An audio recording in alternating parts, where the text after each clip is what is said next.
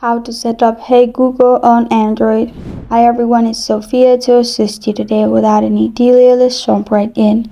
First, open Settings. Click on Search button located at top right corner of your screen on Settings. Then search Google Assistant.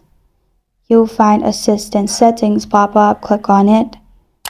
And then you'll find this kind of screen pop up. Click on Voice Match, which is the first option below Popular Settings. Then you'll find this kind of screen pop up. Click on Hey Google and turn that on.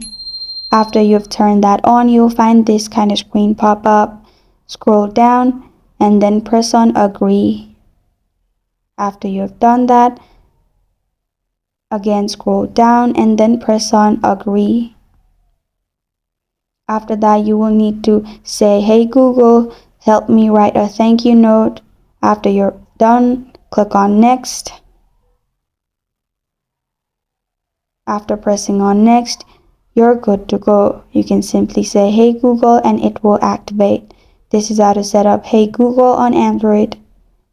Thank you for joining me today. If this video helps you out, please leave a like and subscribe for more.